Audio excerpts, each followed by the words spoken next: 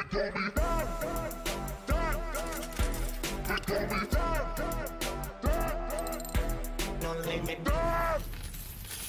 morning, good morning, good morning, good morning.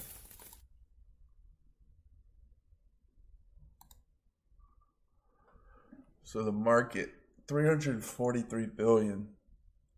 Bitcoin 7 sitting at about 11,500. Really, we had some crazy swings up and down. I was watching the market, 20 billion shaved here, 40 billion shaved here. It's not a coincidence, in my opinion, with the future markets coming up. That's not Big Bang Theory money. That's not, there's a lot of new people coming into Bitcoin, and that's going to cause steady rises. But when you see 40 bill enter the market in an hour and then leave the market in minutes, that's calculated, especially when you see it across the board. All the top coins are affected. They go up, they go down, almost like they're tied together at the hip. So I've been watching that. It is what it is. This is an unregulated market. If you think people who can print money, these banksters who have billions and billions and billions of dollars, I mean, the money they have is endless, really, once they team up. I mean, 40 billion is a drop in the bucket for a handful of guys with that kind of power they have. So they're testing the waters. It's all good because it's all right. So what they're doing, it's a losing battle that the bankers are playing, but they have a lot to win. So it's a losing battle, but they're going to win a lot during losing. That makes sense. So what I mean is, if the battle is to destroy Bitcoin and keep the price down, they're going to lose that battle. Doesn't matter. The cheaper Bitcoin goes, the more people are going to buy it. It's a losing battle. However, them playing these future markets and doing what they're doing, they're going to win a lot of money. Fortunes are going to be made off these futures. And this isn't Wall Street. It's not regulated. So they're going to be able to literally do all the illegal shit they want when it comes to market manipulation, especially the people outside the United States. And, the futures have already been in China. If you don't think the market has already been being manipulated, it has. That's the game they're playing. It doesn't matter because the overall price of Bitcoin is going to keep going up, keep going up, keep going up.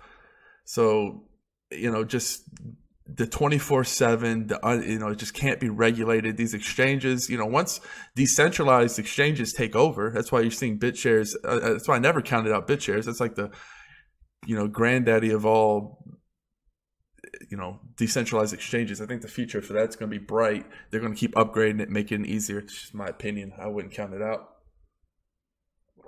And yeah, just basically, it was funny because I was buying some quash last night, actually, because I saw it was like a crash. And, I ask questions later. I don't, when I'm investing, I really don't pay attention to, I know these guys are good. They reminded me of Substratum because of their email game. And then their email game is strong. Their marketing game is really strong. They raised I think 100 million, a little over 100 million. At Ether price today, it's about 160 million, I believe. And I was getting it last night at about 75 cents. There was a crash right here out of nowhere for no reason. It just dumped like 20-30%. And I didn't even ask any questions. I just bought it all up at 1600 ETH. So, it's already gained a little bit since I had bought it. But, I always like a new ICO. So, fuck charts, fuck all this. Like, I have my own way of doing things.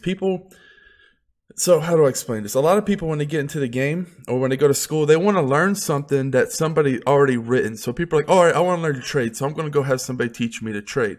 So they follow a cookie cutter pattern so that some universal, because there's guys, they have the charts, everyone, all of them the same when it comes to looking at the trend lines and all that. Hey, and they're good. I'm not saying their method doesn't work. That's not my shit though.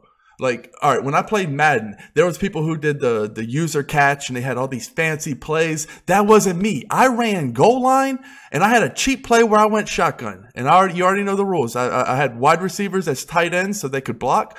It was a ghetto style. I ran no huddle. I was just really, really, I'd either come out in a big, massive run and you try to protect against that. Then I'd go to pass and you'd be screwed. And then vice versa. I'd go to pass and go to run. It's the same thing with my investment game. My investment game, I invested these lures.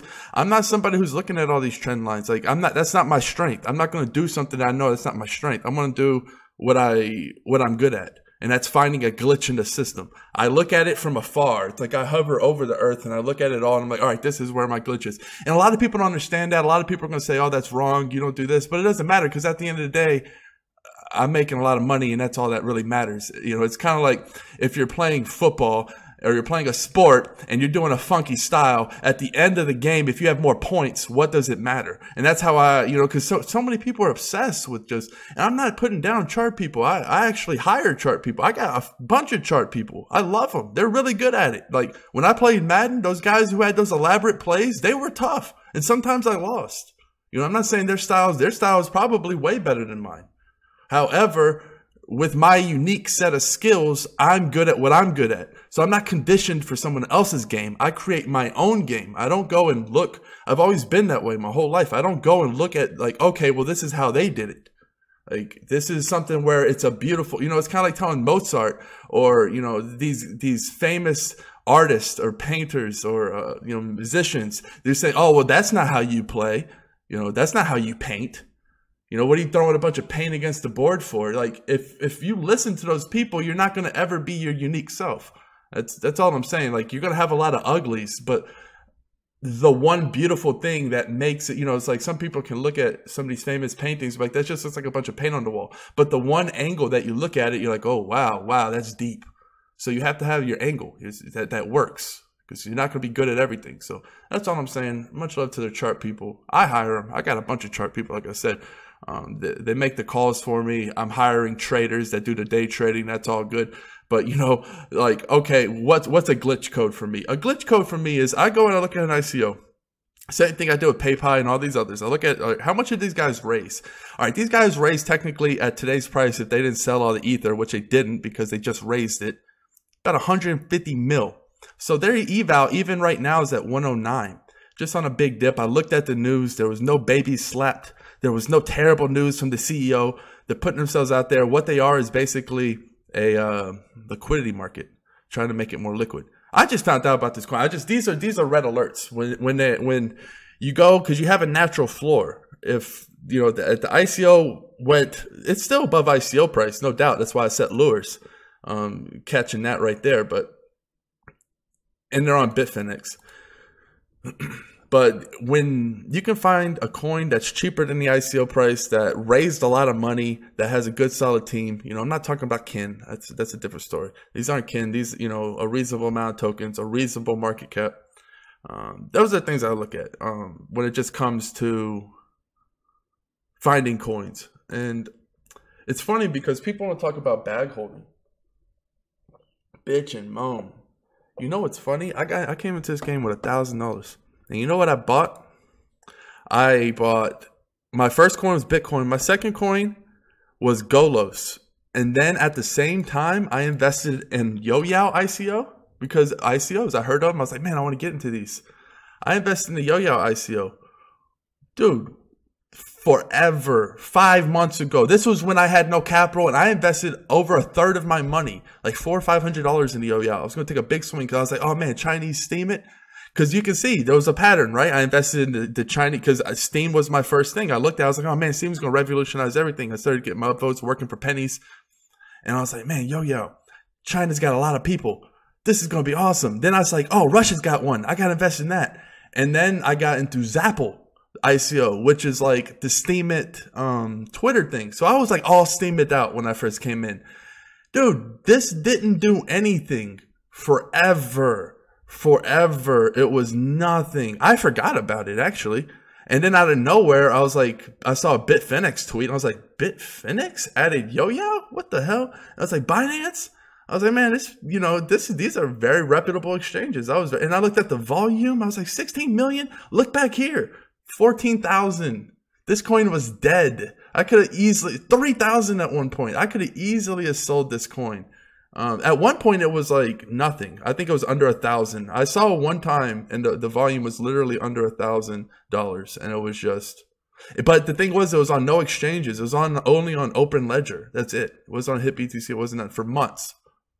Zapple, I still don't even. There's still like the ICO, whatever I invested in, it's still not done, and that's like 5 months ago now. It's not done. Like they're still raising money for they're trying to sell shares. So that one, you know, it's like.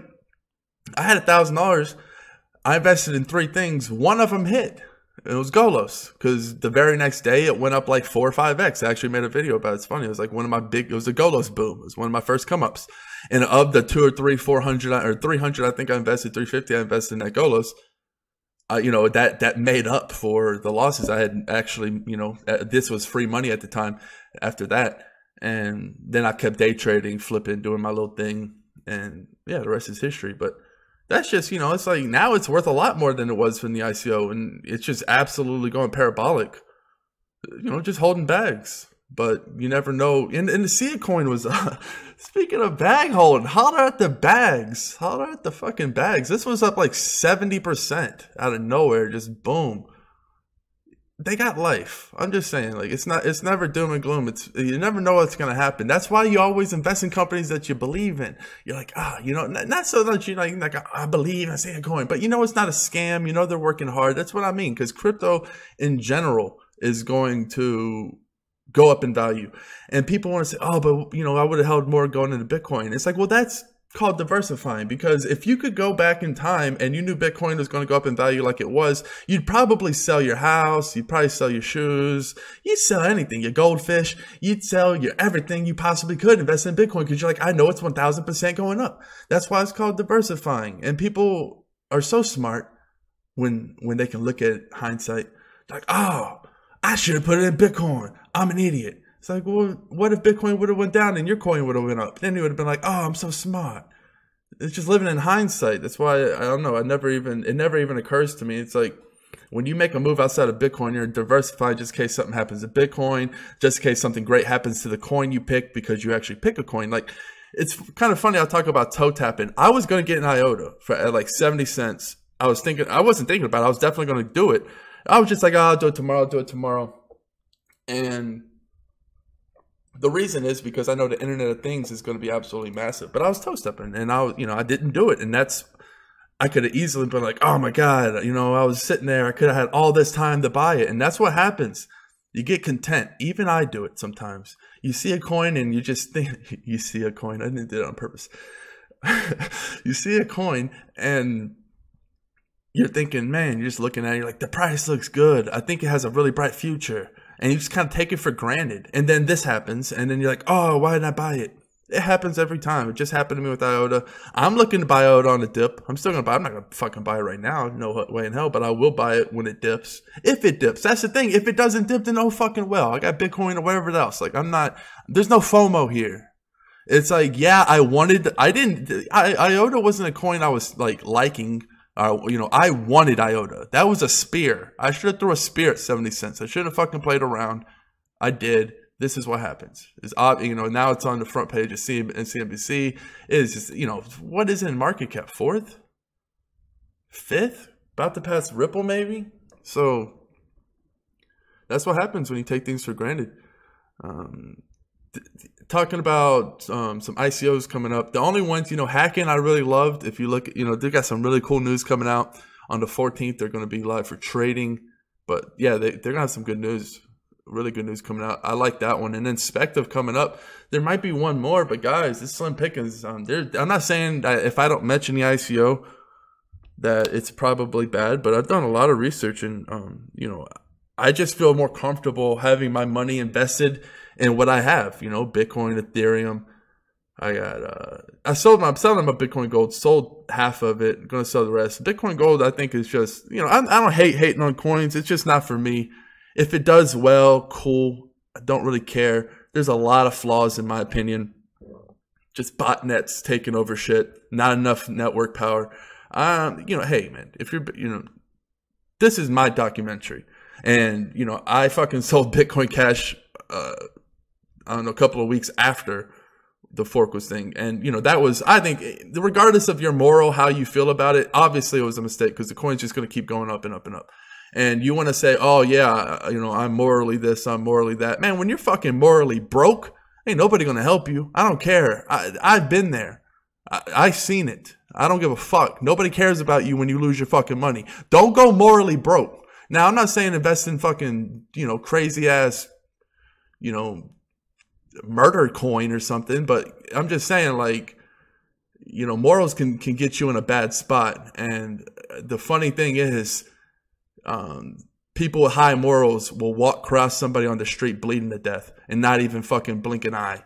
I've seen it. So, this is a dog eat dog fucking world. I'm just going to say that. This is my documentary. So, I know a lot of people have really strong feelings with Bitcoin Cash or whatever, but that's just Bitcoin Gold. People might, I don't know. There's Bitcoin Gold. There's not really, it's not polarizing. Nobody really like, don't call it B Gold or I'll kill you. Like, it's not, there's no kind of drama. There's no heat right there. But yeah, I'm definitely letting go of my Bitcoin Gold. I think there's a fundamental flaw. I think Bitcoin is just fine. You don't need to make it to where blocknets can take over and just not the network effect. But what else was I going to talk about? So yeah, Spective is going to be fucking badass. You already saw the live Q&A. Some really good news coming out for them as well. But I was talking about the ICOs. It's just tough. There's a lot of them, and it's easy to go sour. I think right now that I'm only hedging. Man, if it's hard to give all the information why I invest in ICOs, because I'm tight-lipped, and this is why people trust me, because they know I don't fucking spew the news. So I can't, but if you knew what I knew, it just is what it is. Like, I'm investing in these things because I may have information that other people don't have, and I really just, it's very hard for me to invest in an ICO nowadays unless I'm just very, very sure, because a lot of them go up, go down, or a lot of them just go down right afterwards. It's very, very, it's tough. So I'm sticking to my core coins, and it's funny, I was going to do a portfolio video, but it would just be ridiculous because I have way too many. I wouldn't say way too many. You can't ever be too diversified, in my opinion.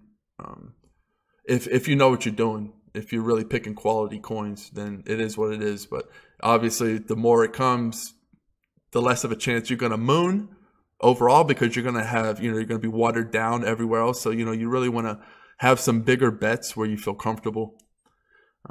People are asking me for my prediction. I thought it was funny. I thought 250 was fucking nice. I mean, dude, this is, like I said, the lid's off. There is no prediction. The lid's off. This thing can go anywhere. 500, there's no stopping how high this can go. Crypto is absolutely taken over. It's so much better. People are really starting to realize that. And when it really clicks, I really love it because it's over so many people's head. These politicians, these world leaders, people thinking government's going to conspire to overtake Bitcoin mining. I think that's fucking ridiculous. They get hacked left and right. They're not going to, it's like, they're just going to do it wrong. And they're going to waste so much money, and then they're going to get caught doing it because somebody's going to leak some information. Then they're going to look like assholes. It's just, I don't know. It's kind of like it's a snowball that they could have crushed. Now it's an avalanche, and you can't stop an avalanche. I mean, you just can't, especially if you're not prepared for it. And that's what's going to happen. They're just going to get avalanched on. I have some notes I was going to take. There's some bullshit in UK. Just more governments trying to regulate Bitcoin, which is LOL. Regulate something that's decentralized, that's unregulatable, but they'll get it through their heads eventually, maybe. These country-based blockchains, I mean, we're going to see it, and you can kind of look almost like at Neo that way, because basically you can see China really can do what they want. There's going to be countries like that, and people live in countries where, there's not a lot of freedom. I'm not hating on China, but, North Korea even. I'm not comparing China and North Korea. I'm not doing anything like that. I'm not hating on countries. I'm just saying, like, there's going to be country-based blockchains where I can see them basically saying, hey, this is the blockchain you're going to use. People are going to use it by proxy. They have enough people to make that blockchain powerful, because that's what the blockchain's for, network effect. The smaller countries aren't going to be able to do that. They're going to have to hop on a major public. So that's kind of how I see it. I think there's going to be like these public blockchains that smaller countries, freedom lovers, anyone from around the world, because no one's going to be able to stop it, even if they want to, are going to be on these blockchains. And then you're going to kind of have like the country ones, like China. I don't know if Japan's going to go that route, but, you can maybe see China and Russia, kind of like their little clique. Iran maybe sharing one. That's kind of how it is. The network effect, that's what people are starting to realize, because everything gets hacked. Anything basically right now can get hacked. So many government files. Look at this shit show that was the election. There's hackings on everything, everywhere. The only really way to stop that, and that's what's kind of cool with IOTA, and that's why I want to get into it, is because the more people there are, the stronger the network effect. So The more people, it's kind of like that way with Bitcoin too, but that's with miners. IOTA, you are the miner. So it's different. So, you know, the more people actually using IOTA, making transactions, you actually kind of count as a miner in a sense, and you make the network stronger. When you have those kind of capabilities, it's going to be absolutely amazing. Just really, really cool to just kind of like look at it now and then kind of shake your head and envision 5-10 years in the future where NEO is going to be, where Bitcoin is going to be, where IOTA is going to be. You know, I'm actually not going to be underestimating Cardano. I got from one of my legit sources, they told me Stratus to look out for that. Could hit $10. There's a lot to research. You guys already know I'm still in Walton, of course. Not the Internet of Things, these RFID chips. A lot of people have strong feelings about them. It is the future. It's the way we're going. Everything's going to be connected. I really love Civic. I really don't care. Some people just, I don't know, like, yeah, you can just hold all your money in Bitcoin. That's fine, but it's risky because you never know what's going to happen. I like to be diversified. I think blockchain is kind of broken away. Civic is not blockchain. It can change, you know, it can change. It's not blockchain agnostic. It can change the blockchains anytime it wants. So it's kind of cool to have that team for something that's going to revolutionize how we handle our data. And I can just see something like that just absolutely blowing up. You can see something how basic attention token, how it's going to revolutionize ads. I can see that one absolutely blowing up. Yeah, I have so many altcoins though. That's what's fun because, you know, when you have 24/7, this is all I do, guys. That's all I do. I'm going to stop here. I had a 2-hour meeting with No Limit Coin this morning. Had a couple of calls with investors. Well, not investors, but people who want to kind of work together. Just a bunch of different calls. I'm going to hang up here. I'm going to get off this call. I'm going to get more calls. So just constantly keeping busy, which is good, right? You always want to challenge yourself, keep adding to. Just looking at the market with you guys. Just absolutely can't wait for 2018. I absolutely think that 2018 is going to be the shiznit. Hold on to your bags if they're in a loss. You don't want to get yo-yoed. Holler at on G. Lots of good things coming. No Limit Coin. Lots of good things coming. I wish I could say it all, but you know, just kind of, you're just going to be kind of surprised. Kind of like with On G, right? Out of nowhere, you just wake up one day and there was a, you know, new UI. No, the features and all the cool shit and the direction it's going. The time, you know, when you have go-getters, when you have people, you add that with time and you can get a lot of shit done, a lot of stuff to be unveiled. That's why I love investing in those projects, because I really know what's going on.